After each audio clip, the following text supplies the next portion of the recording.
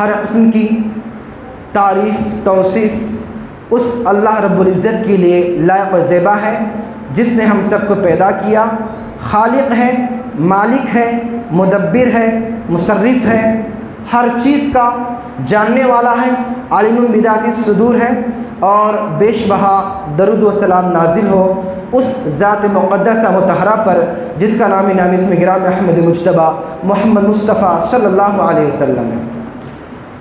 عزیزان گرامی، محترم بزرگوں، نوجوان دوستوں، پیارے بچوں بچیوں اور خواتین اسلام، اللہ تبارک و تعالیٰ نے جو انسان کی ساخت بنائی ہے نا، وہ ساخت ایسی ہے کہ اس سے گناہ ہو جائیں گے۔ انسان کی طبیعت کے اندر گناہوں کا میلان پایا جاتا ہے۔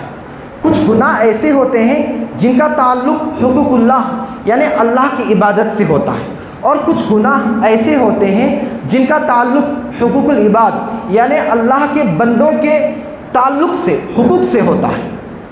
دونوں گناہوں سے بچنا لازم ہے، اور یاد رکھیے انسان جب گناہ پہ گناہ کرتا ہے اور کچھ گناہ اس کی نظر میں ایسے ہو جاتے ہیں کہ وہ گناہوں کو گناہ نہیں سمجھتا ہے، اور جب گناہوں کو گناہ نہیں سمجھتا ہے تو بار بار گناہ کرنے کی وجہ سے، گناہ سے توبہ نہ کرنا اور گناہ کو گناہ نہ سمجھنے کی وجہ سے، اور اس گناہ کو بار بار کرنے کی وجہ سے اس کا دل کے اوپر زنگ چڑھ جاتا ہے، اور جب دل پر زنگ چڑھ جاتا ہے تو پھر وہ اللہ کی توفیق سے دور ہو جاتا ہے۔ وہ کیا اللہ نے فرمایا نا قرآن کریم میں، کیا فرمایا؟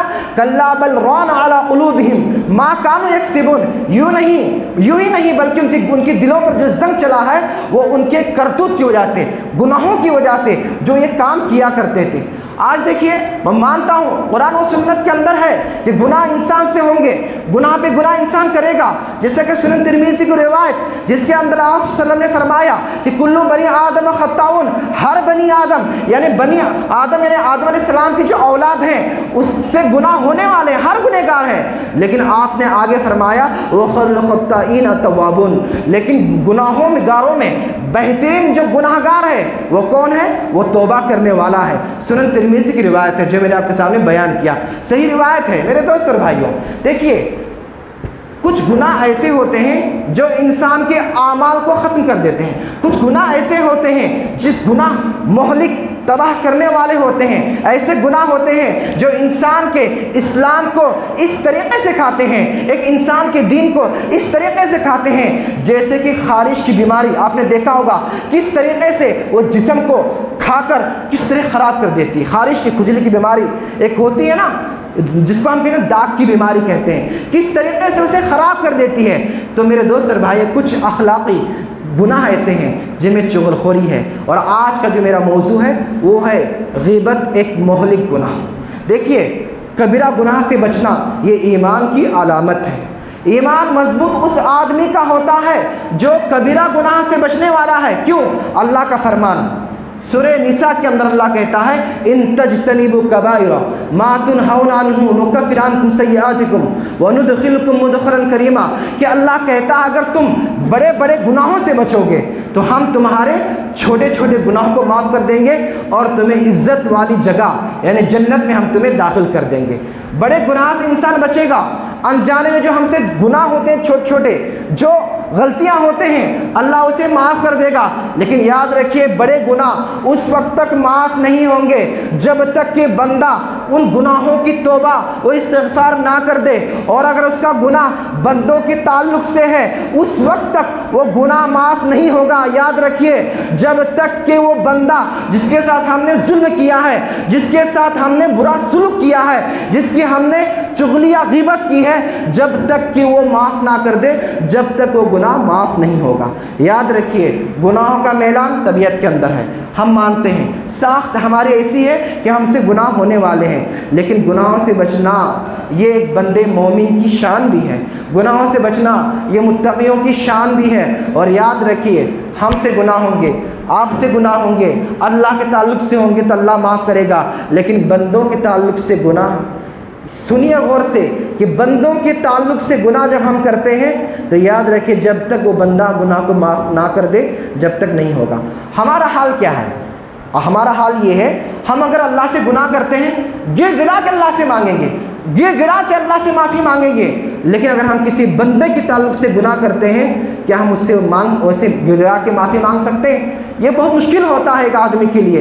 اس لیے جتنا ہو سکے حقوق العباد میں، معاملات میں ہمیں جو ہے احتیاط برتنا چاہیے۔ اللہ کا یہ فرمان وَلَا تَنْسَوْا الْفَضْلَ بَيْنَكُمْ، تم اپنے آپس کے معاملات میں ایک دوسرے کو مطلب آپس کے معاملات کو نہ بھولو جو تم آپس میں دوسرے سے کرتے ہو، اس لیے کہ بہت بڑی چیز ہے۔ ان اللہ کان بکل شیء حسیبا، کہ بے شک اللہ تعالیٰ ہر چیز کا حساب لینے والا ہے۔ میرے دوست اور بھائیوں، اللہ کا یہ فرمان ہے وما ظلمناہم ولکن ظلموا انفسہم، کہ ہم نے ان پر ظلم نہیں کیا، ولکن ظلموا انفسہم یظلمون، بلکہ انہوں نے خود اپنے اوپر ظلم کیا ہے گناہ کی وجہ سے۔ اللہ اگر کسی کو عذاب دیتا ہے تو اللہ اس پر ظلم نہیں کر رہا، یاد رکھیے، بلکہ ایک بندہ گناہ کر کے اپنے آپ کو اللہ کے عذاب کا مستحق بنا رہا ہے۔ آپ کے سامنے بہت اہم باتیں آئیں گے، آئیے ایک پہلا نقطہ لیتے ہیں۔ نمبر 1، غیبت کا مرض۔ غیبت کیا ہے؟ غیبت مسلمانوں کی عزتوں کو نوچنے کا نام ہے۔ جس طریقے سے درندہ ایک مرے ہوئے جانور کو نوچتا ہے نا، تو ایسے ایک بندہ جب کسی غیبت کرتا ہے تو گویا وہ اس کی عزت کو نوچ رہا ہے۔ میرے دوست اور بھائیوں، غیبت اتنی ایسا مرض آج پھیل چکا ہے، عام و خاص میں، علماء میں، عوام میں، راستے پر، ابلاغ پر، یہاں تک کہ جو سونے کے جو کمرے ہوتے ہیں، جو بیڈ روم ہوتے ہیں، وہاں تک غیبت پہنچ چکی ہے۔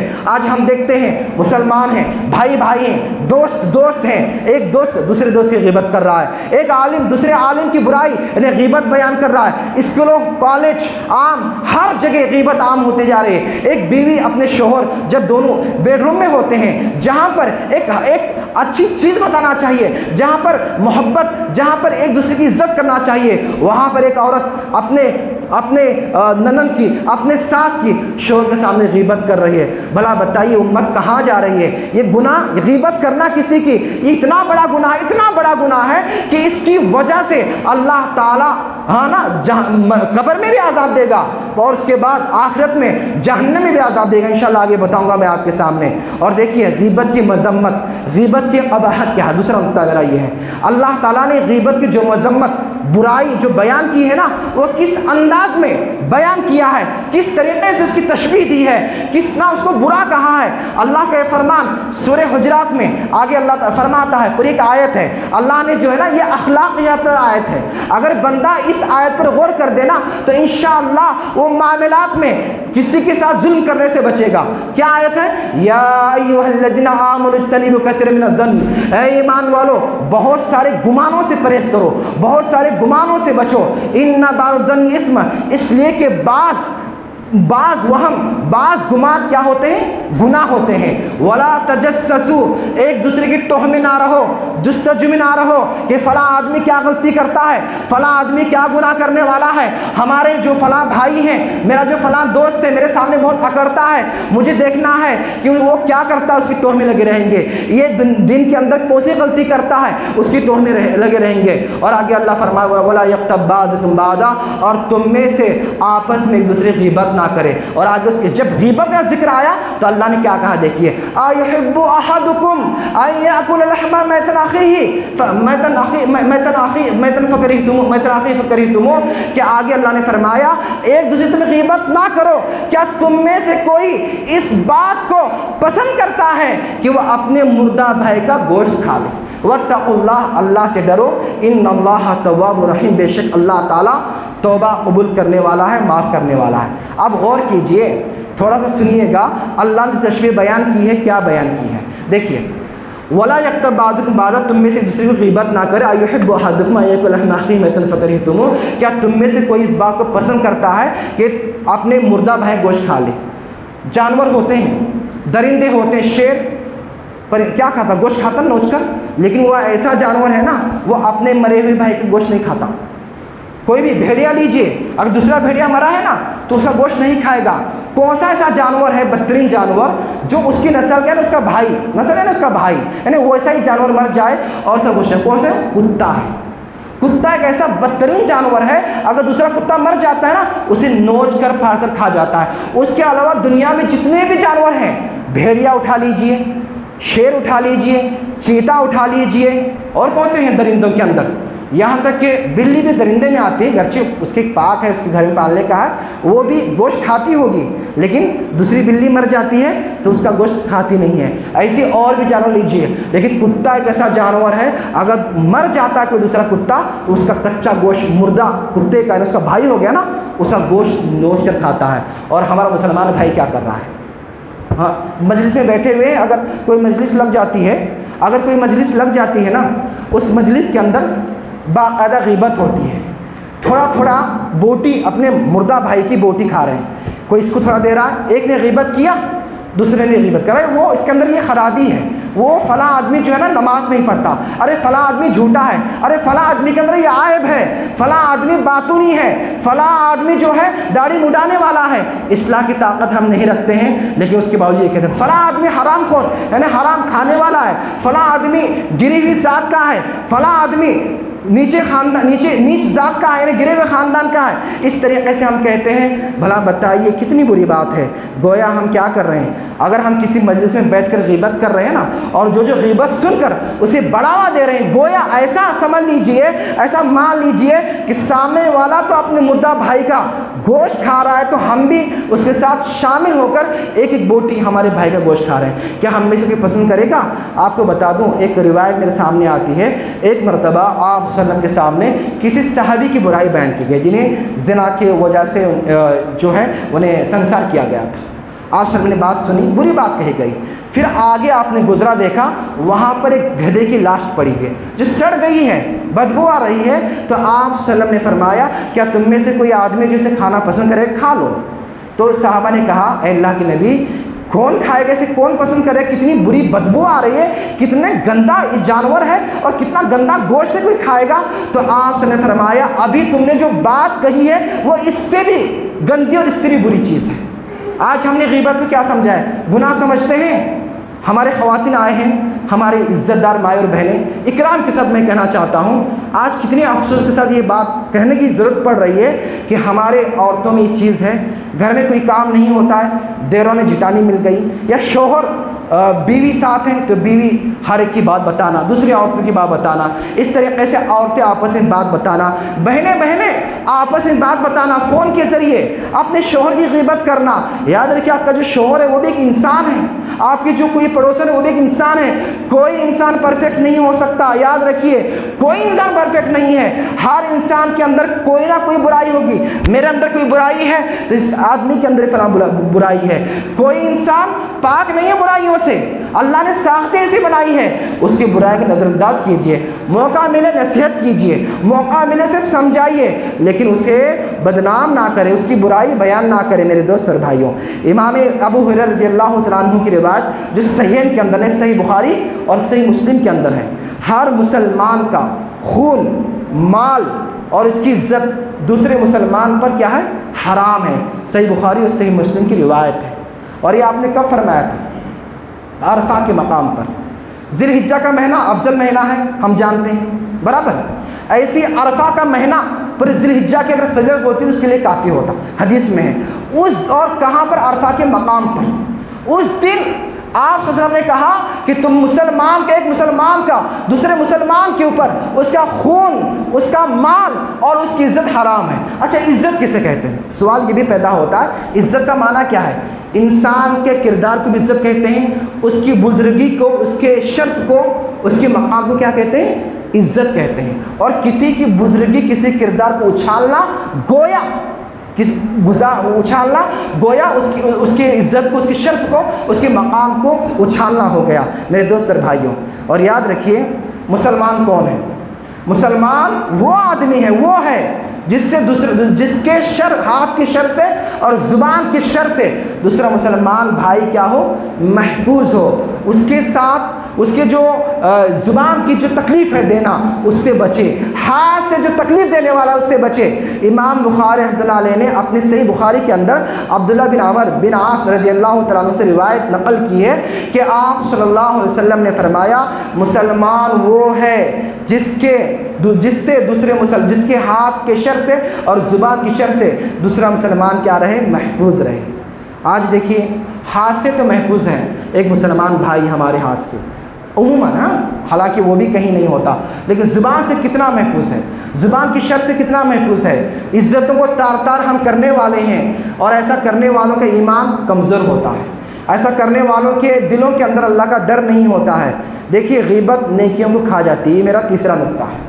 غیبت نیکیوں کو، جو ہم نیک صالح عمل کرتے ہیں نا، نماز پڑھ رہے ہیں، روزہ رکھ رہے ہیں، زکوٰۃ دے رہے ہیں، صدقہ کر رہے ہیں، لوگوں کے ساتھ اچھی بھلائی کر رہے ہیں، لیکن آپ غیبت کرو گے تو آپ کی نیکیاں منتقل ہو جائیں گی، آپ کی نیکیاں ختم ہو جائیں گی۔ میرے دوست اور بھائیوں، امام ابو داؤد رحمۃ اللہ علیہ نے اپنے کتاب سنن ابی داؤد، جو حدیث کتاب ہے، جید سند کے ساتھ، عمدہ اور صحیح سند کے ساتھ ایک روایت لائی ہے، جس کے راوی حضرت ابو برزہ اسلمی رضی اللہ تعالیٰ عنہ ہیں، کہ انہوں نے کہا کہ آپ صلی اللہ علیہ وسلم نے خطبہ دیا، اور ایسا خطبہ دیا کہ جس خطبے کو مردوں کے ساتھ ساتھ عورتوں نے بھی اپنے گھر کے اندر اس خطبے کو سنا، اور یہ آپ نے یہ اعلان کیا، اے وہ لوگوں جنہوں نے اپنے زبان کے ساتھ ایمان لایا لیکن دل کے ساتھ ایمان نہیں لایا، ایمان لاؤ اور مسلمانوں کی غیبت نہ کرو، اور مسلمانوں کے عیب کو تلاش نہ کرو، اور جو بھی بندہ، جو بھی آدمی کسی اللہ کے بندے نے کسی مسلمان کی عیب کی تلاش میں رہتا ہے تو پھر اللہ تعالیٰ اس کے عیب کی تلاش میں لگا رہتا ہے، اور جب اللہ تعالیٰ کسی کے عیب کی تلاش میں لگا رہے گا تو یاد رکھیے اللہ تعالیٰ اس آدمی کو اپنے ہی گھر کے اندر ذلیل و رسوا کر دے گا۔ آج ہمارا حال کیا ہے؟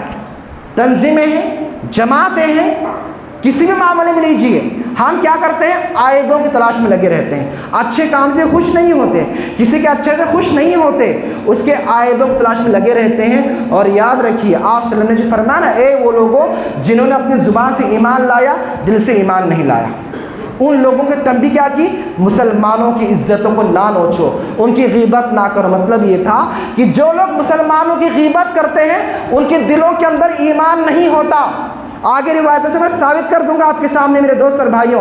حسن بصری رحمۃ اللہ علیہ کی کسی نے غیبت کی؟ حسن بصری رحمۃ اللہ علیہ یہ بہت بڑے فقیہ بھی گزرے ہوئے ہیں، ان کی جب غیبت کی گئی نا تو غیبت کرنے کے بعد انہوں نے کیا کیا معلوم ہے؟ ایک کھجور کا تھیلا لیا اور اس کھجور کے تھیلے کو اس آدمی کے پاس بھیجا اور کہا کہ تم نے جو مجھے ابھی نیکیوں کا تحفہ غیبت کرنے کی صورت میں بھیجا ہے، مجھے جو دیا ہے، کیونکہ اس کی جو نیکیاں ہیں، جو غیبت کرتا نا آدمی، تو جس نے غیبت کیا اس کی نیکیاں اس آدمی کو جاتے ہیں جس کی غیبت کی گئی۔ تم نے جو مجھے اتنا بڑا نیکیوں کا تحفہ دیا ہے تو میں اس کے بدلے میں جو تحفہ بھیجا ہوں کھجور کے تھیلے کی شکل میں، وہ کچھ بھی نہیں ہے، وہ معمولی ہے، اس لیے اسے قبول کیجیے۔ اور عمر بن خطاب رضی اللہ تعالیٰ عنہ کیا کہتے ہیں؟ وہ یہ کہتے ہیں کہ اپنے گھروں کے اندر ذکر کو بلند کرو، اللہ کا نام بلند کرو، اور لوگوں کے عیب کی تلاش میں نہ رہو، اس لیے کہ اللہ کا ذکر کرنے سے ایمان مضبوط ہوتا ہے، اسلام مضبوط ہوتا ہے، اور لوگوں کی برائی اور ان کی مذمت بیان کرنا، ان کی عزتوں کو اچھالنا، یہ کیا ہوتا ہے؟ اس سے نیکیاں ختم ہوتے ہیں۔ اور یاد رکھیے غیبت جو ہے نا، اسلام جو ہمارے دل کے اندر ہے اسے کمزور بنا دیتی ہے، ایمان کو ہم سے دور کر دیتی ہے۔ میرے دوست اور بھائیوں، آئیے میں آپ کے سامنے مثالیں بیان کرتا ہوں، ایک حدیث بیان کرتا ہوں۔ آپ صلی اللہ علیہ وسلم نے صحابہ کرام سے مخاطب ہوئے اور فرمایا اتدرون من المفلس؟ آپ نے صحابہ سے کہا اے میرے صحابہ کیا تم جانتے ہو مفلس کون ہے؟ اگر میں آپ سے پوچھوں تو آپ بھی یہ کہیں گے کہ مفلس کون؟ ارے جو غریب آدمی ہے، جس کے پاس کھانے پینے کا سامان نہیں، جس کے پاس ساز و سامان نہیں۔ تو آپ صلی اللہ علیہ وسلم نے پوچھا کہ اے میرے صحابہ کہ تم جانتے ہو مفلس کون ہے؟ قالوا المفلس من لا درہم ولا متاع۔ صحابہ نے کہا کہ ہم میں سے مفلس وہ ہے جس کے پاس نہ مال ہے، سامان ہے، اور نہ درہم ہے، یعنی پیسہ وغیرہ نہیں ہے۔ آپ نے فرمایا کہ آپ نے فرمایا مفلس من امتی یاتی یوم القیامہ بالصلاۃ والزکاۃ۔ میرے امت کے اندر مفلس وہ آدمی ہے جو قیامت کے دن آئے گا نماز کے ساتھ، یعنی نمازوں کا ثواب لے کر آئے گا، زکوٰۃ کے ساتھ، وہ یاتی قد شتم ھذا، لیکن اس کے ساتھ ساتھ ایک آدمی کھڑا ہوگا اور کہے گا اللہ تعالیٰ اس آدمی نے میری عزت کو اچھالا تھا۔ ایک آدمی کھڑا ہو جائے گا، وہ کہے گا ضرب ھذا، اے اللہ تعالیٰ اس آدمی نے مجھے مارا تھا۔ ہوگا, ایک اور آدمی کھڑا ہو کہے گا وہ سفک دم ھذا, اے اللہ تعالیٰ اس آدمی نے میرے خون کو بہایا تھا. ایک اور آدمی کھڑا ہوگا واکل مال ھذا, وہ کہے گا اس آدمی نے میرے مال کو کھایا تھا. کوئی اور کھڑا ہوگا وہ کہے گا اللہ تعالیٰ اس نے میری عزت کو اچھالا تھا. کوئی اور آدمی کھڑا ہوگا, جو حدیث کا مفہوم بتا رہا ہوں, وہ کیا کرے گا, وہ میری غیبت بیان کیا تھا. اس کے بعد کیا ہوگا معلوم ہے, جو وہ اتنے سارے نمازوں کے ثواب کے ساتھ آیا ہوگا, زکوٰۃ کے ساتھ آیا ہوگا, بہت ثواب ہوگا, بہت ساری نیکیاں ہوں گے, تو اللہ تعالیٰ اس کی ان نیکیوں کو لے کر جن کے ساتھ اس نے ظلم کیا ہوگا اللہ تعالیٰ ان کو دے دیں گے. اور جب اس کی نیکیاں ختم ہو جائیں گا, فَإِنْ حسنات ہو, جب اس کی نیکیاں ختم ہو جائیں گی تو پھر اس کے بعد اللہ تعالیٰ اور بچیں گے نا, جو لوگ جس کو نے ستایا ہوگا, ان لوگوں کے گناہ کو, جس کو انہوں نے ستایا ہے ان کے گناہ کو اس پر ڈال دیا جائے گا. اور اس کے بعد ثم طرح فی النار, اور اس کے بعد سے کہاں, جہنم میں پھینک دیا جائے گا. صحیح مسلم کی روایت ہے میرے دوست اور بھائیوں. اس لیے گناہ سے بچیں. قابل رحم وہ آدمی ہے جو نماز تو پڑھتا ہے, اسے کوئی گناہ نہیں ہوتے. اگر گناہ ہوتے ہیں تو لوگوں کی عزت کو اچھالنے کے ساتھ, غیبت کے ساتھ, اور اتنے سارے نیکیاں کمانے کے باوجود اس کی نیکیاں ختم ہو جائیں گے قیامت کے دن. اس لیے اس سے بچنا چاہیے میرے دوست اور بھائیوں. آئیے چوتھا نقطہ, ہاں, غیبت کی بنا پر عذاب قبر. عذاب قبر یہ برحق ہے. ہم تمام لوگ جانتے ہیں کہ عذاب قبر یہ ہونے والا ہے. جو لوگ گناہ کرنے والے ہیں, اور عذاب قبر طرح طرح کا ہونے والا ہے. آئیے بتاتا ہوں میں آپ کے سامنے. جو روایت ہے عبداللہ بن عباس رضی اللہ عنہ روایت ہے, فرماتے ہیں آپ صلی اللہ علیہ وسلم نے, آپ صلی اللہ علیہ وسلم کا گزر دو قبر والوں کے پاس سے ہوا. آپ صلی اللہ علیہ وسلم نے فرمایا اما انہما لیعذبان, یہ دو قبر والوں کو عذاب ہو رہا ہے, یہ دو قبر والوں کا عذاب ہو رہا ہے. اور آپ نے آگے فرمایا وما یعذبان فی کبیر, اور جو عذاب قبر جو ہو رہا ہے نا, یہ کوئی ان کی نظر میں کوئی بڑے گناہ نہیں تھے. وہ انہ لکبیر, حالانکہ بہت بڑے گناہ تھے دیکھا جائے اسلام کے اعتبار سے, شرع اعتبار سے, لیکن یہ جو دو لوگوں کو جو عذاب قبر ہو رہا ہے, انہیں یہ گناہ کو بڑا گناہ نہیں سمجھتے تھے. اور ان میں سے کیا کیا تھا کہ آپ صلی اللہ علیہ وسلم نے فرمایا ان میں سے واما احدہم لا یستتر من بولہ, ان میں سے ایک آدمی وہ تھا جو اپنے پیشاب کے قطروں سے نہیں بچتا تھا. دیکھیے اسلام نے پیشاب کرنے کا طریقہ بتایا ہے. آپ پیشاب کے لیے بیٹھے ہیں, اچھے سے پیشاب کیجئے, جو قطرے آنے والے ہیں وہ قطرے صحیح طریقے سے ہو جائے, اس کے بعد دھو کر اٹھ جائے. اب کچھ لوگ ایسے ہوتے ہیں, گئے پیشاب جلدی سے کر لیا, اور اس کے بعد اٹھنے کے بعد بھی کچھ قطرے آ جاتے ہیں جو کپڑوں میں لگ جاتے ہیں. یا دوسرا یہ کہ ایسی جگہ پر بیٹھتے ہیں جہاں سے چھینٹے ہمارے کپڑوں کو لگ جاتے ہیں. تو اس سے کیا ہے, بچنا ہے. اور اسلام نے پیشاب کرنے کا طریقہ بتایا کس طریقے سے بیٹھنا, اکھڑو بیٹھ کر کرنا ہے. خیر, دوسرا آدمی جو تھا آپ صلی اللہ علیہ وسلم نے آگے فرمایا کہ وہ اما الآخر فکان یمشی بین الناس بالنمیمہ, جو لوگوں کے درمیان چغلی کھایا کرتا, ایک دوسرے کی چغلی کرتا تھا. اس کی بات سنی تو جا کر یہاں لگایا. اب اس نے جو کہا, اب اس کی بات لا کر یہاں لگایا. کیا ہوگا, نفرت ہوں گے نہیں ہوں گے. اور آج کل تو لوگوں کو جھگڑا لگانے میں بڑا مزہ آتا ہے. یاد رکھیے اس کی وجہ سے عذاب قبر آ رہا ہے. اب سوال یہ پیدا ہوتا ہے کہ غیبت کی کوئی بات نہیں. آئیے ایک اور روایت پیش کرتا ہوں جس میں ابن ابی دنیا, یہ محدث ہیں, انہوں نے اپنی کتاب السمت کے اندر جید سند کے ساتھ, یعنی عمدہ بہترین ایک صحیح الاسانید یعنی مضبوط سند کے ساتھ, جس کے راوی میں کوئی کمی نہیں ہے, روایت بیان کرتے ہیں کہ اس میں جو ہے, اس روایت کے اندر جو ہے نا, اس روایت کے اندر یہ صاف الفاظ ہیں کہ دوسرا جو آدمی تھا, دوسرے وہ اما احدہما فکان یاکلہم الناس, اس وجہ سے عذاب ہو رہا دوسرے آدمی کو کہ وہ لوگوں کی گوشت کھا رہا تھا. وہ یقعون فی اعراضہم, اور وہ لوگوں کی عزتوں کو نوچ رہا تھا. وہ یغتاب الناس, لوگوں کی غیبتیں کر رہا تھا. اور حدیث میں پہلے کیا آیا, وہ لوگوں کے گوشت کو کھا رہا تھا. دیکھیے کتنی بڑی بات ہے. اگر ہم میں سے کوئی آدمی مر جائے, کیا کوئی چاہے گا کہ اس کے گوشت کو, مرے ہوئے بھائی کے گوشت کو کوئی چھو لے, چھو کر سے اٹھائے؟ پھر بتائیے ہم غیبت کر کے کتنا کھا رہے ہیں روزانہ. نہ جانے ہم سے کتنی غیبت ہوتی ہوں گی, اور کتنے بھائیوں کا ہم گوشت کھاتے ہوں گے. یاد رکھیے ہمیں محسوس تو نہیں ہوتا ہے, لیکن آپ صلی اللہ علیہ وسلم نے جو بات فرمائی وہ 100% صحیح ہونے والی ہے. اس لیے اس سے بچنا چاہیے۔ یہ تو ہو گیا عذاب قبر۔ اب سوال یہ پیدا ہوتا ہے کہ جہنم میں عذاب کیسے ہوگا؟ جو لوگ غیبت کرتے ہیں نا اپنے بھائیوں کی، اور ہمارے ماؤں اور بہنوں سے میں کہنا چاہتا ہوں کہ اپنے شوہر کی غیبت کرنے والے، اپنے ساس کی یا اپنے کسی بھی پڑوسن کی، یہ ایسی ہے، فلاں کے اندر یہ عائب ہے، فلاں جو ہے اس کے جسم میں یہ عائب ہے، ایسے کرنے والے سنے، اور مردوں کے اندر بھی یہ چیز عام ہو گئی ہے۔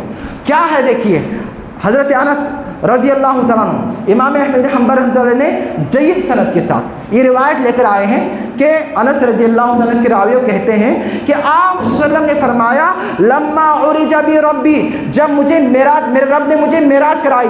ہم تمام کا یہ عقیدہ ہے کہ آپ صلی اللہ علیہ وسلم کو معراج کرائی گئی، آپ نے جنت کی سیر کی، آپ نے جہنم کی سیر کی، اور وہاں تک گئے جہاں تک اللہ کو منظور تھا، ٹھیک ہے، اور آپ صلی اللہ علیہ وسلم نے جو کچھ وہاں سے لایا سب برحق ہے، ہمارا ایمان ہے، تمام لوگوں کا ایمان ہے۔ آپ سنیے، آپ صلی اللہ علیہ وسلم نے وہاں پر ایک بات ہمیں کیا بتائی، دیکھیے کہ آپ صلی اللہ علیہ وسلم نے فرمایا جب مجھے میرے رب نے معراج کرائی تو میں وہاں گیا، اور وہاں جانے کے بعد مررت علی اقوام، میرا گزر ایک قوم کے پاس سے ہوا، یخمشون وجوہہم بأظافرہم، جو قوم اپنے ناخنوں سے اپنے چہرے کو نوچ رہی تھی۔ آپ میں سے کوئی ہے جو اپنے چہرے کو نہیں نوچے گا، لیکن ایسا عذاب دیا جا رہا ہے کہ وہ اپنے ہی ناخن، ان کے ناخن کیسے تھے؟ تانبے کے بنے ہوئے تھے، ایسے ہمارے ناخن ہوتے ہیں، ویسے تانبے کے جو ہوتا ہے نا ناخن، آپ جانتے ہوں گے ہمارے جو انجینئر وغیرہ ہوں گے وہ کس طریقے سے کام کرتے ہیں، وہ نوچ رہے ہیں۔ میں نے پوچھا، آسن کہتے ہیں قلت یا جبریل، میں نے جبریل سے پوچھا من ہاؤلائی، یہ لوگ کون ہیں جنہیں اس طریقے کا عذاب دیا جا رہا ہے؟ تو آپ نے فرمایا یغتاب الناس، وہ لوگ ہیں جو دنیا کے اندر لوگوں کی غیبتیں کرتے تھے، وہ یقعون فی اعراضہم، اور ان کی عزتوں پر حملہ کیا کرتے تھے، اور اس کی وجہ سے یہ عذاب دیا جا رہا ہے۔ صحیح الجامع کی روایت ہے۔ ہم میں سے کتنے ایسے لوگ ہیں، پوچھنا چاہتا ہوں اس میں ہم کتنے شامل ہیں جو آج عزتوں کو چھالنے میں کتنا آگے رہتے ہیں؟ اگر ہم چوراہوں پر بیٹھے ہیں وہاں پر کر رہے ہیں۔ میں اپنے ماؤں کو نصیحت کرنا چاہتا ہوں، ہماری با کردار بہنوں کو نصیحت کرنا چاہتا ہوں، اپنے آپ کے اعمال کو بچاؤ، نیکیوں کو تباہ نہ کرو، اپنے اعمال کو برباد نہ کرو کہ یہ غیبتیں کر کے کہیں ایسا نہ ہو جائے کہ ہم جس کی غیبت کر رہے ہیں اور اس کی وجہ سے ہمارے تمام نیک اعمال اس کی طرف منتقل ہو جائے اور اس کے برے اعمال ہم پر لا دے جائے، اور اس کی وجہ سے ہم کہاں جائے؟ جہنم میں جائے۔ اور یاد رکھیے، غیبت کرنا، ایک مسلمان کی عزت کو اچھالنا، یہ اسلام کا شعار نہیں ہے۔ ارے اسلام تو ایسا امن والا مذہب ہے جو ہر انسان کی، ہر مسلمان کی عزت کرنا چاہتا ہے۔ ارے اسلام تو وہ مذہب ہے جس نے اپنے بھائی کی حفاظت کے لیے ہمیں حکم دیا ہے۔ آپ صلی اللہ علیہ وسلم نے کیا فرمایا؟ من ستر اللہ مسلمن، جو کوئی کسی مسلمان بھائی کی پردہ پوشی کرتا ہے، اس کے عیب کے اوپر پردہ ڈالتا ہے، عزت کا دفاع کرتا ہے، اپنے مسلمان بھائی کی عزت کا دفاع کرنا ایک دوسرے مسلمان کا حق ہے، دفاع کرتا ہے، تو سترہ اللہ یوم القیامہ، تو قیامت کے دن اللہ تعالیٰ کیا کرے گا؟ اس جو بندہ کسی مسلمان بھائی کی عزت کی پردہ، یعنی اس پردہ ڈالا ہے، عیب پر پردہ ڈالا ہے، تو اللہ تعالیٰ بھی اس کے عیبوں پر، اس کے گناہ پر پردہ ڈالے گا۔ روایت سنن ترمذی کی صحیح روایت ہے، لیکن افسوس ہم کس کی کتنا عزت کرتے ہیں۔ دیکھیے میرے دوست اور بھائیوں، آپ کے سامنے کوئی آئے گا، وہ کہے گا کہ فلاں آدمی خراب ہے، فلاں آدمی ایسا ہے، تمہارا مسلمان ہے، آپ اس کی عزت کا دفاع کیجئے۔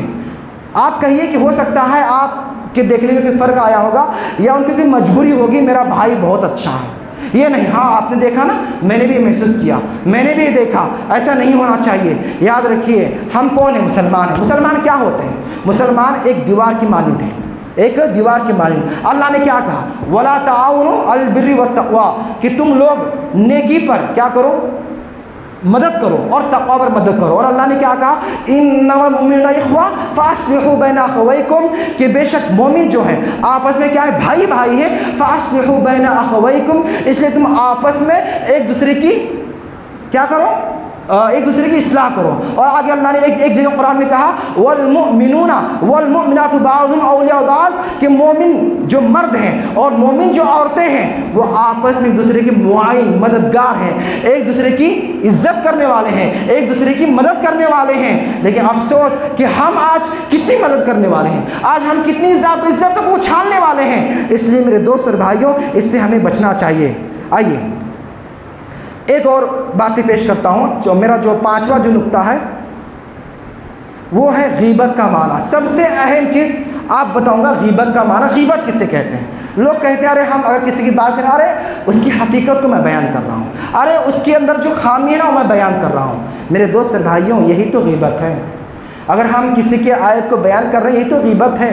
کیوں؟ اس لیے کہ انسان کوئی پرفیکٹ نہیں ہوتا. صحابہ کرام سے بھی غلطیاں ہوئی نہیں ہوئی، ہم جانتے ہیں. کسی کو سنسار بھی کیا گیا. کیوں؟ دیکھیے عزت کا مالک کون ہے؟ اللہ تعالیٰ ہے. ہم سے گناہ ہوتے انسان سے، اس کو معاف کرنے والا کون ہے؟ اللہ تعالیٰ ہے. اللہ کی شان تو وہ ہے کہ اللہ کہتا ہے ارے میرے بندے تیرے گناہ کا سمندر کی جھاگ کے برابر کیوں نہ ہو، اگر تم موحد ہے، اگر تم نے میرے ساتھ کسی کو شریک نہ کیا ہے، شرک نہیں کیا ہے، تو تب بھی تیرے گناہ کو معاف کر دوں گا اور مجھے اس کی کوئی پرواہ نہیں. وہ اللہ تعالیٰ ہے. پھر ہم کون ہوتے ہیں؟ کسی کو عزتوں کو اچھالنے والے، کسی کے عیب کو بیان کرنے والے. آپ صلی اللہ علیہ وسلم نے صحابہ سے مخاطب کہا اتدرون من الغیبہ، اے میرے صحابہ کیا تم جانتے ہو غیبت کسے کہتے ہیں؟ تو صحابہ نے کہا قالوا اللہ و رسولہ عالم. صحابہ نے کہا کہ اللہ اور اس کے رسول بہتر جانتے ہیں، ہم نہیں جانتے. اور یاد رکھیے یہ بھی مسئلہ بیان کر دوں، آج کے دور میں آپ سے سوال پوچھے تو کیا کہیں گے؟ واللہ اللہ عالم، اللہ بہتر جانتا ہے. کیونکہ اس وقت ہمارے درمیان آپ صلی اللہ علیہ وسلم موجود نہیں ہیں. تو یہ لیکن اس وقت آپ صلی اللہ علیہ وسلم موجود تھے، وہی آپ پر اترتی تھی. ٹھیک ہے. تو صحابہ نے کہا اللہ و رسول عالم، اللہ اور اس کے رسول بہتر جانتے ہیں. تو آپ نے فرمایا ذکرک اخاک بما یکرہ، کہ تمہارے بھائی کا ایسا ذکر کرنا کہ جس کو تمہارا بھائی ناپسند کرے. یعنی کوئی ایسی بات جو تمہارے بھائی کے اندر ہو اور تم اسے بیان کرتے ہو تو تمہارے بھائی کو بات بری لگتی ہو، اسے وہ ناپسند کرتا ہو. آپ صلی اللہ علیہ وسلم نے کہا. تو کسی نے پوچھا اس میں کہ ان کان فیہ ما اقول، اگر وہ بات اس کے اندر ہے جو میں بیان کر رہا ہوں، اگر اس کے اندر ہے کیا وہ بھی غیبت ہوگی؟ تو قال صلی اللہ علیہ وسلم، آپ صلی اللہ علیہ وسلم نے فرمایا ان کان ما تقول فیہ اغتبت، اگر وہ بات، وہ عیب یا وہ خامی یا وہ معاملہ اگر اس کے اندر ہے جسے تم بیان کر رہے ہو، یہی تو غیبت ہے. وَإِن لَمْ يَكُنْ فِيهِ فَقَدْ بَهْتَ، اور اگر وہ بات اس کے اندر نہیں ہے تو گویا تم نے کیا لگایا؟ الزام لگایا. صحیح مسلم کی روایت ہے. اور آپ اللہ کا یہ فرمان وَيْلٌ لِكُلِّ هُمَزَةٍ لُمَزَةٍ، کہ ویل ہلاکت ہے اس آدمی کے لیے جو لوگوں کے درمیان تان کی باتیں پھیلاتا ہے. یعنی کسی غیبت عزت کو اچھالتا ہے، ایسے آدمی کے لیے ہلاکت ہے. ویل کے معنی ہلاکت، یعنی بربادی ہے ایسے آدمی کے لیے. قرآن کریم کی آیت سورہ ہمزہ کی یہ آیت ہے جو میں نے آپ کے سامنے ذکر کیا میرے دوست اور بھائیوں. تو اس لیے غیبت سے بچنا یہ ہمارے لیے کیا ہے؟ ضروری ہے. غیبت نہیں کرنا چاہیے. غیبت نیکیوں کو ختم کرنے والی ہے. اور یاد رکھیے جو بندہ غیبت کرتا ہے نا وہ اس کا ایمان اندر سے ختم ہوتا جاتا ہے. آگے بتاؤں کس طریقے سے ہوتا ہے. اچھا غیبت میرا جو چھٹا جو نقطہ ہے وہ ہے اس قسم کی یہ غیبت کی اقسام، یعنی غیبت کی کتنی قسمیں ہیں. بہت سارے قسمیں آتے ہیں جن میں سے کچھ میں آپ کے سامنے رکھتا ہوں. نمبر 1 بدن میں غیبت. آج عورتوں میں صفت ہے، مردوں میں بھی صفت ہے کسی کے بدن کا عیب نکالنا، کہنا کہ فلاں آدمی کوہان، اس کا جو کوڑ نکلتا ہے، فلاں آدمی لنگڑا ہے، فلاں آدمی کالا ہے، فلاں آدمی کا اوپر یہ عیب ہے، ارے فلاں کی ہے. آج ہمارے ہاں جو خواتین دیکھنے جاتے ہیں لڑکی کو رشتے کے لیے، اپنے بیٹے کے لیے، اپنے بھائی کے لیے 50 سے اس کا عیب بیان کرتے ہیں. یاد رکھو میرے دوستوں، میری بہنوں، میری ماؤں، وہ بھی کسی کی بیٹی ہے، اس کا بھی باپ ہے، اور وہ بھی کسی کی عزت ہے، وہ بھی اپنے باپ کی جھومر ہے، عزت ہے، سر کا تاج ہے. آپ کو نہیں پسند تو مت کیجئے، لیکن اس کے اندر 10 باتیں بتانا، اسے عیب در بتانا، یہ بھی غیبت ہے. یاد رکھیے شکل اللہ نے بنایا ہے، ہم نہیں بنائے، انسانوں نے، اللہ نے بنایا ہے.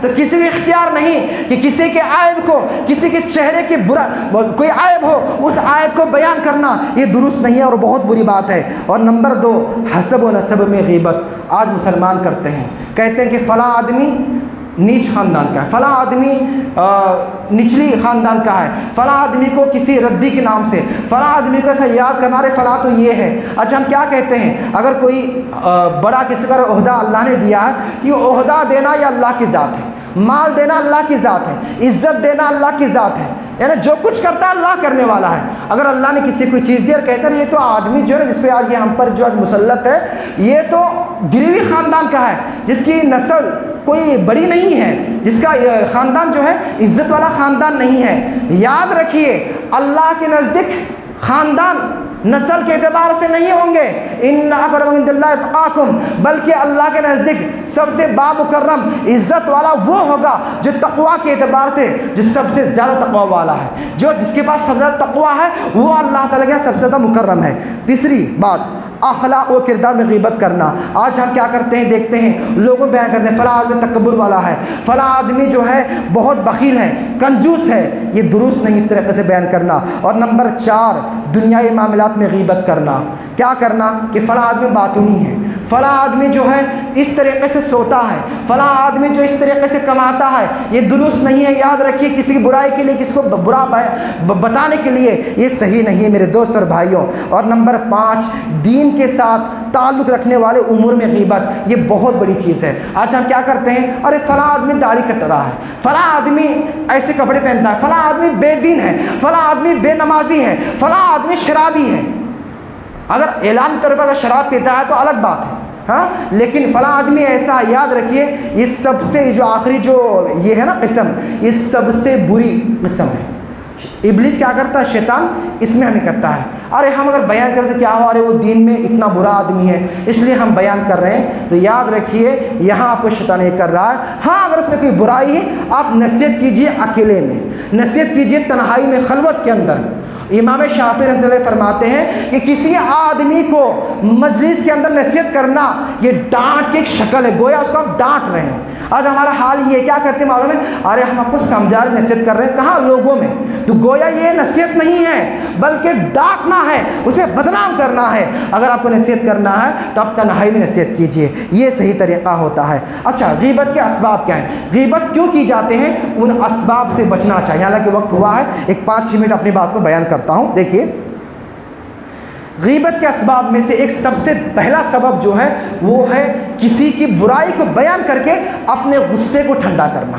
آپ کا کسی سے کوئی معاملہ ہے تو آپ کیا کریں گے، غصہ آتا ہے تو ہم اس کی اتنی برائی کریں گے، اتنی برائی کریں گے کہ وہ آدمی برا ہو جائے اور اس کی عیب لوگوں میں عام ہو جائے، اور اس کی وجہ سے ہمارا غصہ کیا ہوگا، ٹھنڈا ہو جائے گا۔ یاد رکھیے یہ صحیح نہیں ہے، اپنے غصے کے لیے کسی کو بدنام کرنا یہ صحیح نہیں ہے، کیونکہ عزتوں کا مالک اللہ تعالیٰ ہے، جس کو اللہ نے عزت دی ہے ہم اس کو برا بدنام نہیں کر سکتے ہیں۔ اور لوگوں میں تو آج یہ حالت ہے، اگر کوئی آدمی 1 سال پہلے چوری کرتا تھا آج تک کہیں گے ارے وہ فلاں آدمی چور تھا، ارے وہ توبہ کیا ہوگا، اللہ نے اس کو اپنا مقرب بندہ بنایا ہوگا۔ پھر آج ہم کون ہوتے ہیں کہ اس کی اس برائی کو 1 سال پہلے جو اس نے کیا، جو چھوڑ دیا ہے، اس کو بیان کر کے لوگوں کی نظر میں اس کو ایک مجروح بنا دیتے ہیں، لوگوں کی نظر میں اسے ایک برا انسان بنا دیتے ہیں۔ ایسا نہیں ہونا چاہیے میرے دوست اور بھائی۔ نمبر 2، دوستوں کی مجالس ہوتے ہیں، دوست بیٹھے ہوئے ہیں، جب تک وہ مجالس پر رونق نہیں ہوتے جب تک کہ ہم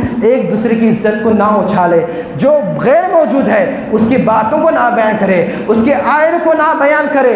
اور یاد رکھیے اللہ کا فرمان الاخلاء یومئذ بعضهم لبعض عدو الا المتقین، اور اس دن جس دن یعنی قیامت ہوگی اس دن جو دوست ہے دنیا میں وہ ایک دوسرے دشمن بن جائیں گے سوائے متقی کے۔ اس لیے اگر ہم دوستوں کی مجالس لگاتے ہیں تو وہاں پر کسی غیبت نہ کریں، غیبت کرو گے تو کل قیامت دن ایک دوسرے کے آپ دشمن بن جائیں گے، لیکن تقویٰ کی باتیں کرو گے، نیکی کی بات کرو گے تو انشاءاللہ جس طریقے سے آپ دنیا میں دوست ہیں تو قیامت کے دن بھی آپ کیا ہوں گے، دوست ہوں گے میرے دوست اور بھائیوں۔ خیر یہ ہو گیا۔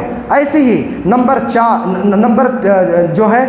3 دوسروں کی تنقیص کے لیے، یعنی دوسروں کو نیچا دکھانے کے لیے، یہ چیز تو علماء میں بھی آئی ہے جو حقیقت ہے، حالانکہ ہر عالم میں نہیں ہے، کچھ علماء کے اندر آئی۔ کیا کہتے ہیں، ارے فلاں کو اتنا اچھا تقریر کرنے نہیں آتا جتنا میں ایسا کر سکتا ہوں، میں ایسی حدیثیں بیان کر سکتا ہوں۔ یاد رکھیے دوسروں کی تنقیص کرنا اور اپنی مدح و تعریف کرنا، گویا اپنے منہ سے اپنی تعریف کرنا، کیا کرنا ہے، مٹی ڈالنا ہے منہ میں، اپنے خاک میں ڈالنا، اس سے بچنا چاہیے۔ اور سب سے بیوقوف انسان وہ ہے جو اپنی خود کی تعریف کرتا ہے، اس لیے اس سے بچنا چاہیے میرے دوست اور بھائیوں۔ چلیے نمبر 4، حسد کی وجہ سے ایک انسان کیا کرتا ہے، غیبت کرتا ہے۔ حسد ہے، اللہ نے کسی کو مال دیا، علم دیا تو ہم اس کی برائی بیان کر رہے ہیں، اس کے عیب کر رہے ہیں۔ اور حسد ایک ایسی بیماری ہے نا، ایسی بیماری ہے ایک انسان کو ایمان لانے سے اسے دور کر دیتی ہے۔ اچھا، یہودیوں کو پتہ نہیں تھا، جتنا ہمیں علم ہے نا اس سے کئی زیادہ یہودیوں کے پاس علم ہوتا قرآن کا، سنت کا۔ وہ لوگ جتنا قرآن کی اسٹڈی کرتے ہیں نا اتنا آج کا ہمارا نوجوان نہیں کر پاتا ہے، جتنا احادیث کی اسٹڈی کرتے ہیں اتنا کوئی نہیں کر پاتا ہے۔ قرآن میں ہے نہیں ہے کہ جس طریقے سے یہ اپنے بیٹوں کو اپنے اولاد کو پہچانتے ہیں نا اس طریقے سے نبی یہ آپ کو پہچانتے ہیں، لیکن اس کے باوجود ایمان نہیں لا رہے۔ کیوں؟ حسد کی وجہ سے۔ حسد یہ تھا کہ نبی جو آئے ہیں یہ ہمارے نسل میں سے نہیں آئے بلکہ اسماعیل علیہ السلام کی اولاد میں سے آئے ہیں، اور یہ پتا تھا یہ نبی برحق ہے، آخری نبی ہے۔ تورات میں ان سے عہد لیا گیا تھا، تورات میں آپ صلی اللہ علیہ وسلم کی اوصاف بیان کیے گئے تھے، لیکن حسد ایسا ان کے اندر جنم لی، پیدا ہوا حسد کہ اس کی وجہ سے وہ ایمان نہیں لائے، اور تا قیامت وہ کس طریقے سے ذلیل ہو رہے ہیں، کس طریقے سے مسلمانوں کو جانتے ہیں کہ مسلمانوں کا جو دین صحیح ہے، لیکن اس کے باوجود مسلمانوں کے خلاف پروپیگنڈا کر رہے ہیں، نہیں کر رہے ہیں۔ ایسے استہزاء اور مذاق، اس سے بھی ہمیں بچنا چاہیے میرے دوست اور بھائیوں۔ استہزاء و مذاق نہیں کرنا چاہیے۔ ہم مذاقی طور پر کسی کا مذاق اڑاتے ہیں، ہم مذاق لوگوں کو ہنسانے کے لیے کسی کے عیبوں کو بیان کرتے ہیں، یاد رکھیے بہت بڑا گناہ ہے۔ آپ صلی اللہ علیہ وسلم کی حدیث ہے ایک انسان کے لیے برا ہونے کے لیے یہ کافی ہے کہ وہ اپنے مسلمان بھائی کی برائی کرے۔ ایک اور حدیث میں ہے کہ ایک انسان کو برا ہونے کے لیے کافی ہے کہ وہ اپنے کسی دوسرے مسلمان کو حقیر سمجھے۔ صحیح مسلم کی روایت ہے، اس لیے اس سے بچنا چاہیے میرے دوست اور بھائیوں۔ آئیے اور اہم باتیں، وہ امور جن میں غیبت کرنا جائز ہے۔ کبھی کبھی ایسا بھی ہوتا ہے جہاں غیبت جائز ہوتی ہے۔ کیسے ہوتی ہے؟ مختصر میں بتا دیتا ہوں۔ نمبر 1، مظلوم آدمی ہے، ظلم ہو رہا ہے کسی کے اوپر، تو وہ آدمی ظالم کے ظلم سے بچنے کے لیے ظالم کے ظلم کو قاضی کے سامنے یا ان لوگوں کے سامنے جو اسے اس کے ظلم سے بچا سکتے ہیں بیان کر سکتا ہے۔ اللہ کا فرمان لا يحب اللہ الجہر بالسوء من القول الا من ظلم، کہ اللہ تعالیٰ ناپسند کرتا ہے کسی کی بات کو اعلان کرے مگر یہ کہ کوئی ظلم کر رہا ہے، ظلم کر رہا ہے تو اس ظلم کو بیان کیا جا سکتا ہے۔ ٹھیک ہے، یہ پہلی ہو گئی۔ جیسے آج کل دیکھیے ظلم ہوتا ہے، کسی صورت میں ہوتا ہے، گھر میں ظلم ہو رہا ہے، بچوں پر ظلم ہو رہا ہے، تو وہ بیان کرے تاکہ مجھے اس ظلم سے بچا جائے، تو یہ درست ہے۔ نمبر 2، برائی کے لیے مدد طلب کرنا۔ دیکھیے برائی کے لیے مدد طلب کرنا، مثال کے طور پر کسی کا بچہ برائی میں مبتلا ہے، اس کے باپ کو جا کے بتانا کہ آپ کا بچہ ایک برا کام کر رہا، آپ اسے روکیے، یا استاد کو بتانا جا کر، یہ درست ہے۔ کیوں؟ کیونکہ یہاں پر مسلمانوں کی خیر خواہی ہے۔ نمبر 3، فتویٰ لینے کے لیے یہ بھی درست ہے۔ ایک عورت یا مرد کوئی بھی یا بھائی مثال کے طور پہ آپ کے ساتھ ظلم ہو رہا ہے، آپ کی کوئی گھر کا جو جائیداد ہے وہ ہٹیا رہا ہے، تو آپ ایک مفتی کے پاس، ایک عالم دین کے پاس اس لیے آتے ہیں تاکہ انہیں بتائے اور وہ عالم آپ کو بتائے کہ کس طریقے سے آپ اپنا حصہ لے سکتے ہیں، کس طریقے سے آپ کے اوپر جو ظلم ہو رہا ہے اس ظلم سے بچ سکتے ہیں۔ ایسی ایک عورت اپنے شوہر کے خلاف بھی ایک قاضی کے پاس یا مفتی کے پاس آ سکتی ہے۔ حدیث پیش کرتا ہوں، عائشہ رضی اللہ عنہا قالت، عائشہ رضی اللہ عنہ فرماتی ہیں کہ قالت ہندو امراۃ ابی سفیان، کہ ابو سفیان رضی اللہ عنہ کی بیوی آپ صلی اللہ علیہ وسلم کے پاس آئی اور کہا، آپ صلی اللہ علیہ وسلم سے فرمایا کہ ان ابا سفیان رجل شحیح، کہ میرے جو شوہر ہیں ابو سفیان رضی اللہ عنہ بہت ہی بخیل آدمی ہیں۔ یہ صاف کہا کہ بخیل آدمی ہے، وَلَيْسَ يُعْطِينِ مَا يَكْفِينِي وَوَلَدِي، اور وہ جو مال مجھے اتنا نہیں دیتے کہ جو مجھے اور میرے بچوں کے لیے، میرے اولاد کے لیے کافی ہو جائے، میں کیا کروں؟ اور اللہ ما اخذت منہ، اور میرا حال یہ ہے کہ میں ان کے علم کے بغیر یعنی ان کے جاننے کے بغیر میں ان کے مال لے لیتی ہوں، یعنی کچھ حصہ لے لیتی ہوں، وہ نہیں جانتے ہیں، یعنی لال میں سے۔ تو آپ صلی اللہ علیہ وسلم نے یہاں پر یہ فتویٰ دیا، اسے سمجھایا، فقال، آپ نے سمجھایا، خذی ما یکفی کا، اتنا لے لو جتنا تمہارے لیے کافی ہو جائے، ولدی، اور اتنا ولدی کی اور جتنا تمہاری اولاد کے لیے کافی ہو جائے، بالمعروف، ایک معروف طریقے سے، یعنی ایسا نہ ہو جائے اگر یہ بات کہی جائے کہ سب جو ہے شوہر کا جب خالی کرنے لگے، یعنی ایسا شوہر جو اپنے بیوی کا خرچہ نہیں دیتا، اپنے اولاد کا خرچہ نہیں دے رہا، معروف طریقے سے، جیسے معروف معاشرے میں ہوتا ہے فلاں چیز کے لیے اتنا خرچہ لگتا ہے، ایسا نہیں کہ 5-5 کروڑ ہاتھ دن غائب ہو جائے، یعنی بچوں کے دودھ کے لیے، بچوں کے کپڑے کے لیے، بیوی کی کچھ خرچہ ہے، کپڑا ہے، کپڑے نہیں لاتے، بہت وقت ہو گیا، کھانے کا نہیں دیتا ہے، تو اتنا لے سکتی ہے۔ لیکن ماشاءاللہ آج اللہ نے فراوانی دی ہے کہ ہر شوہر اپنے گھر کی ذمہ داری نبھاتا، الا یہ کہ کچھ شوہر جو نہیں جانتے الگ بات ہے۔ خیر، نمبر 4 ایسی ایک چیز ہے مسلمانوں کی خیر و خواہی کے لیے، مثال کے طور پر کوئی بندہ بدعتی ہے جو لوگوں کو اپنی بدعت پر بلاتا، آپ وضاحت کے لیے، لوگوں سے بچانے کے لیے آپ کیا کر سکتے ہیں، بتا دیں کہ فلاں آدمی کیا ہے، یہ صحیح نہیں ہے، بدعتی ہے، آپ اس کی بدعت سے بچتے رہیے، فلاں آدمی کوئی دھوکہ دینے والا ہے، جو کس طریقے سے کرتا ہے، تو لوگوں کو یعنی مسلمانوں کی خیر خواہی کے لیے کر سکتے ہیں۔ اور ایسے ہی اگر کوئی راوی ایسے ہیں جو حدیث من گھڑت ہیں، بلکہ یہاں تو بتانا واجب ہے، بعض علماء نے کہا بتانا واجب ہے، اس لیے کہ یہاں دین کا مسئلہ ہے۔ اگر ایسے راوی جو مجروح ہیں، جو صحیح راوی نہیں ہیں، ان کا بتانا کیا ضروری، تاکہ لوگ جو ہے کیا ہو جائے، وضاحت میں آ جائے، لوگ جو ہے اس سے جانکار ہو جائے اور اس کی روایتوں سے بچے۔ ایسے ہی نمبر 5 تعارف کروانا، کسی کا تعارف، کوئی آدمی لنگڑی کی وجہ سے مشہور ہے، مثال طور پہ ہوتا ہے نا کہ ہمارے معاشرے میں کہ اس کی تعارف بن جاتا ہے کہ فلاں نام کا، جیسے زید ہے، زید 2-3 ہیں، لیکن ہم کہیں گے فلاں آدمی جو تھوڑا سا لنگڑے ہیں نا وہ زید، تو یہ درست ہے۔ آئیے اس کی بھی روایت پیش کرتا ہوں، جیسا کہ ایک روایت میں آتا ہے کہ روی ابو زناد سے روایت ہو، جو کہ الاعرج، جو کہ لنگڑے تھے۔ ابو زناد 2 طرح کے تھے، 3 طرح کے ہو سکتے ہیں، اس لیے یہاں پر ایک نشاندہی کی کہ جو لنگڑے ہیں عن ابی ہریرہ اور ابو ہریرہ سے روایت ہے۔ خیر وہ آگے بات ہے، تو کیا جا سکتا ہے۔ ایسے نمبر 6 علانیہ فسق کرنے والا، جو لوگوں کو دکھا کر، اعلان کر کر جو گناہ کرنے والا ہے، اس کے بارے میں بیان کیا جا سکتا ہے۔ کیوں؟ اس لیے کہ جو اعلان کر کے جو گناہ کرنے والا ہے، اس کا بھی اس کو بیان کرنا کیا ہے، ضروری ہے، اس لیے کہ لوگ اس کے شر سے بچ جائیں۔ جسے شراب پی کر روڈ پر گھوم رہا ہے، شراب پی کر لوگوں کو پریشان کر رہا ہے، تاکہ لوگ اس کی پریشانی سے بچے، اس کے گناہ سے بچے۔ اور عمر بن خطاب رضی اللہ تعالیٰ عنہ بھی جو ہے نا، ان کے دور میں اگر کوئی کرتا تو آپ کہتے یہ غیبت نہیں ہے، یہ بلکہ یہ بتانا ضروری ہے ایسے لوگوں کا، اور ایسی مشورہ لینے کے لیے۔ مان لیجئے لڑکی کا رشتہ آ گیا، آپ سے کوئی مشورہ لے رہا ہے کہ فلاں لڑکی سے میری شادی ہونے والی ہے، خطبہ بھیجا گیا، کیا کروں، تو آپ جانتے اس لڑکی کے بارے میں بتائیے، اس لیے کہ اس کی زندگی کا مسئلہ ہے۔ ایسی کوئی لڑکے کا رشتہ آیا لڑکی کے یہاں، بتائیے اس لڑکے میں کیا ہے، بہتر یا نہیں بہتر ہے۔ آج دیکھیے کتنے طلاق خلا ہوتے ہیں، اس لیے کسی زندگی کا مسئلہ ہے، تو یہ بھی دیکھیے کہ مسلمانوں کی خیر خواہی ہے۔